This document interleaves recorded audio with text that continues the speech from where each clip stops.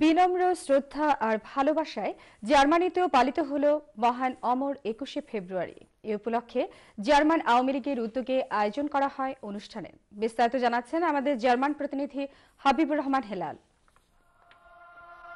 রাষ্ট্রভাষা বাংলার দাবিতে বাঙালির গৌরবোজ্জ্বল ইতিহাসের পাতায় এই দিনটি অবিস্মরণীয় হয়ে আছে। ভাষা সৈনিক সালাম, রফিক, বরকত, জব্বার এবং শফিউর সহ নাম না জানা আরও অনেকের আত্মত্যাগের মহিমায় ৫২-র সেই রক্তজরা গৌরবের বাসর আমাদের মহান শহীদ দিবস।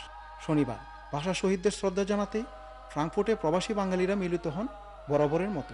১৯৫২ সালে এই দিনে আমাদের বড় ভাইরা আমাদের মাতৃভাষার জন্য প্রাণ দিয়ে গিয়েছেন, আর তাদের জন্য আমরা আজকে বাংলা ভাষা বলতে পারছি। ২১শে ফেব্রুয়ারিতে যারা আমাদের দেশের জন্য মাতৃভাষার জন্য শহীদ হয়েছেন তাদের আমরা স্মরণ করি। এই দিনে যারা আমাদের ভাষার জন্য শহীদ হয়েছে তাদেরকে আমরা স্যালুট জানাই। অনুষ্ঠানে জার্মান আওয়ামী লীগের ভারপ্রাপ্ত সভাপতি মোহাম্মদ ইউনুস আলী খান সহ সবাই অন্যান্য বক্তারা বলেন, আন্তর্জাতিক মাতৃভাষা দিবস এখন আর শুধু সুখ ও বেদনার দিন নয়, জাতি, ধর্মবর্ণ নির্বিশেষে সব মানুষের সব ভাষা এবং অধিকার প্রতিষ্ঠার সর্বজনীন উৎসবের।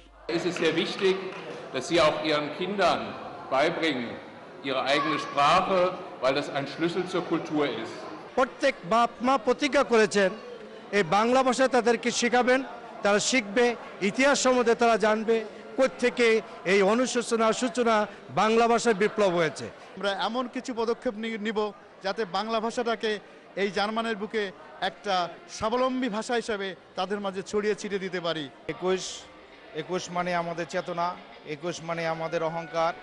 শেখ হাসিনার নেতৃত্বে যেভাবে বাংলাদেশকে এগিয়ে নিয়ে যাচ্ছে, আমরা চাই একটি রাজাকার মুক্ত বাংলাদেশ। ২১শে ফেব্রুয়ারি পালন করেছি বিশ্বের সব জায়গায় যেরকম পালন হয়। বর্তমান সরকার প্রধান শেখ হাসিনা ২১কে এগিয়ে নেওয়ার জন্য যে যুদ্ধাপরাধীদের বিচার শুরু করেছে, দেশকে এগিয়ে নেওয়ার জন্য বিশ্বের কাছে বাংলাদেশকে যেভাবে তুলে ধরেছে, এইভাবে যদি অব্যাহত থাকে আগামী ১০ বছরের মধ্যে বাংলাদেশ একটি প্রধান রাষ্ট্রগুলির কাতারে এসে দাঁড়াবে। হাকিম টিটু সঞ্চালিত অনুষ্ঠানে এ সময় সকল প্রবাসীরা মাতৃভাষা বাংলার মান সমুন্নত রাখার প্রত্যয় ব্যক্ত করেন। Habibur Rahman Helal, channel I, Germany.